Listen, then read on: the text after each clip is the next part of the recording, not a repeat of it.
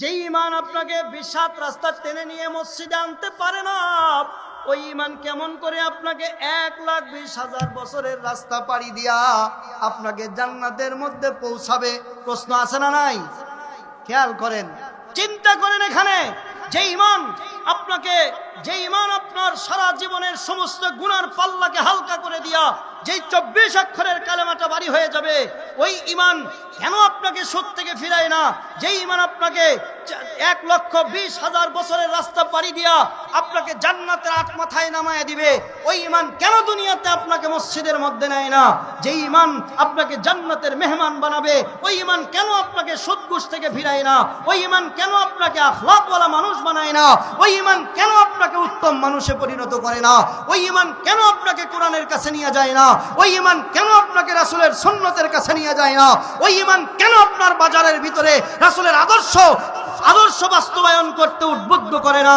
ওই ঈমান যে ঈমান আপনাকে আল্লাহ তাআলার কাছে বর্তমান দুনিয়ার 700 কোটি মুসলমান মানুষের মধ্য থেকে ঈমানদারদেরকে আলাদা মর্যাদার আসনে সমাসীন করেছে, ওই ঈমান কেন মুসলমানদের দেশ ব্যবস্থার ভিতরে কোরআনকে প্রতিষ্ঠিত করতে পারে না? যে ঈমান আপনাকে সমস্ত কাফের বেঈমানদের চাইতে মর্যাদার উত্তম শিখরে পৌঁছে দিয়েছে, ওই ঈমান আজও পর্যন্ত কেন আপনার বাড়ির ভিতরে ঢুকলো না, আপনার ব্যবসার ভিতরে ঢুকলো না, আপনার দোকানের মধ্যে ঢুকলো না, আপনার নিজের ভিতরে ঢুকলো না?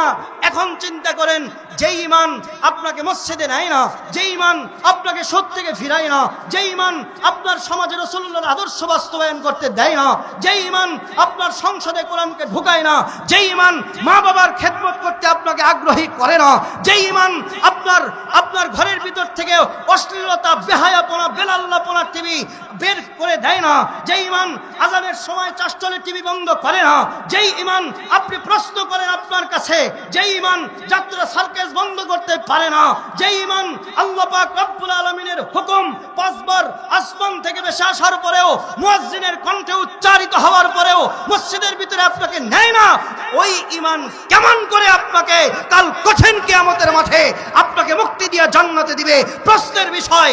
ঈমান মুখে উচ্চারণ করলে হয় না, বুঝতে হয়, কোরআন হাদিসের সাথে মিলাইতে হয়, শুধুমাত্র দাবি করলেই হয় না, বুঝতে হবে আপনাকে।